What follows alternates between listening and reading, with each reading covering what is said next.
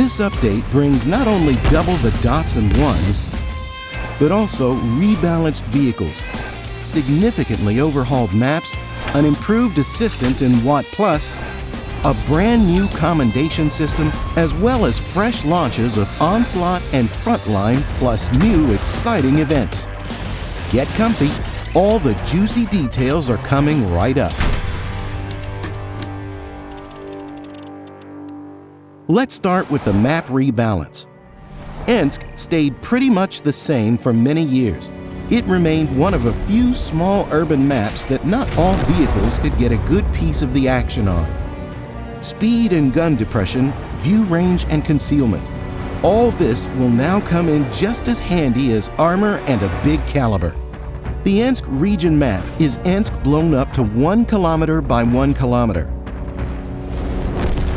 The town has changed a little,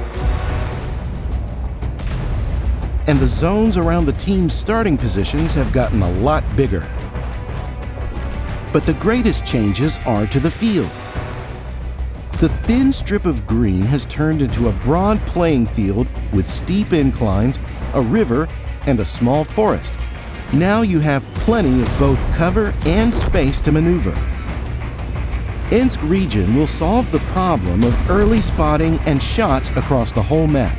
It will let commanders of paper on tracks unlock their vehicle's full potential. At the same time, heavy monsters can lock horns in the town just like before. If you start missing good old Ensk, the smaller version will still be available for battles in Tier 1 to 7 vehicles. But Tier 6 and 7 vehicles may end up on Ensk region if there are Tier 8 and above in the battle, since the higher tiers only play big. Airfield was often the object of update requests too, and we've pretty much fully reworked it. A new island has appeared in the water for speedy vehicles to play with. In the center, the old ruins are gone, but a whole fortress has appeared, with a lot of positions for turret and side blocking around it.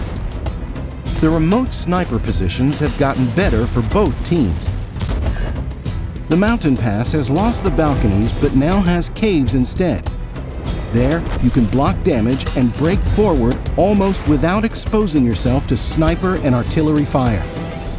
You'll find changes in almost every square, like a new way to win a battle. Just be courageous and try out something new. On Paris, you'll see a whole new field. We've added a lot of long-range firing positions, but even more opportunities to get close. The central steps now have an entry point and a lot of cover from fire out of bushes. Previously, it was hard to get anywhere on this flank except back to the garage. Now the center has more vegetation and terrain folds, allowing for more active play. New cover and bushes have also been added to the edge of the map, near the river. Paris's green area now makes for more exciting play. Try it out. On mines, only 2 positions have been reworked, but this small change gives you better game balance and comfort. The lower team will find it harder to fire at the center of the map from the water, but the upper team's heavies will be able to fire at the same position on the water.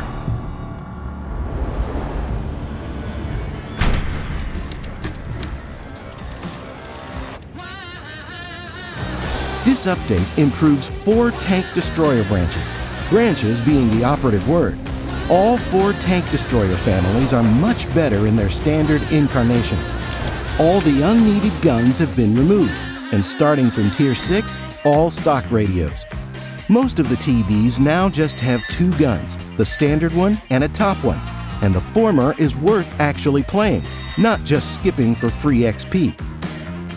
A few outdated vehicles have been improved, and some have been weakened. For instance, the Cheeto SP. The changes to the branches will make your path to the Tier 10s simpler and clearer. And about those Tier 10s, the Object 268 gets better engine power, traverse speed, aiming time, and even gun depression. A little bit of everything.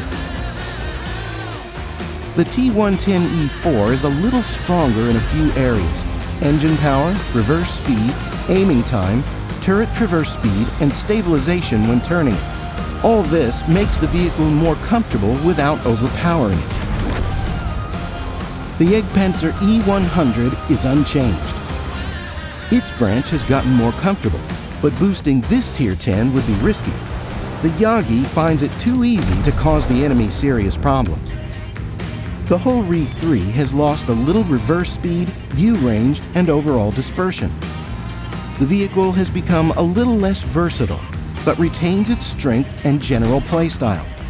You can find all the details about the rebalance in the article on the game portal.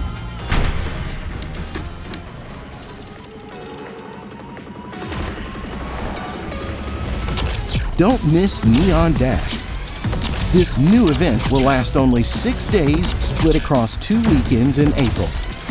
Up to 30 competitors take part in each race in an everyone-for-themselves format. Vehicles of any tier can join, and higher doesn't mean better. You can play in platoons to find out who's the slickest among your friends. However, the standard same tier restriction for platoons still applies. All vehicles are faster, but the braking distance is greater too. Keep this in mind when passing obstacles. Use your gun and the 2 special abilities to get through difficult sections and help the competition fly into the abyss. Neon Dash is a heady mix of souped-up tanks, exciting abilities, and a dynamically changing course. Just the ticket for a fun weekend.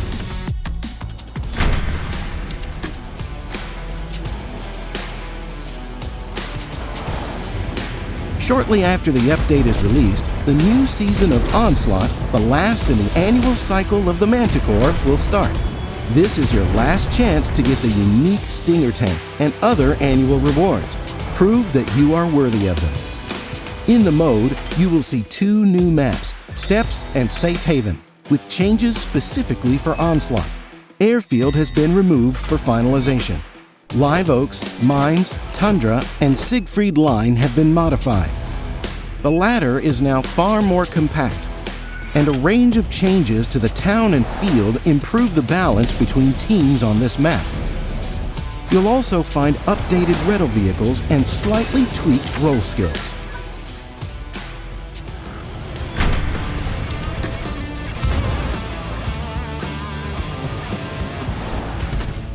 Frontline returns on April 28th. This is a great opportunity to roll out in your favorite Tier 8s and enjoy the most massive battles in World of Tanks.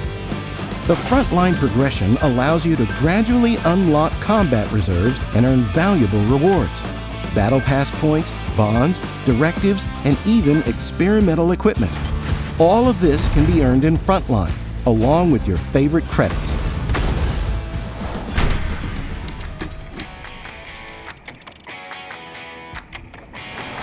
Introducing the new Commendation System.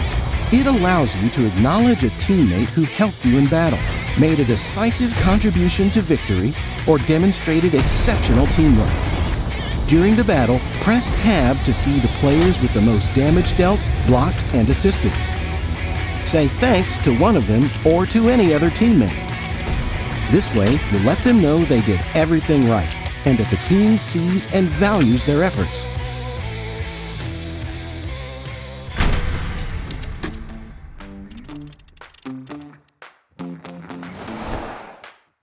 Not long ago, the WoT Plus subscription introduced the Equipment Assistant, and now it also helps with crew perks.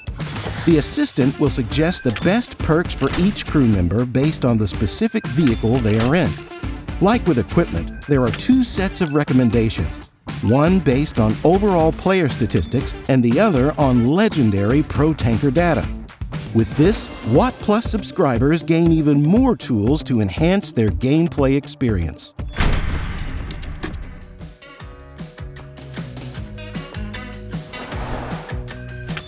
This update once again expands the list of vehicles that you can mount 3D attachments on.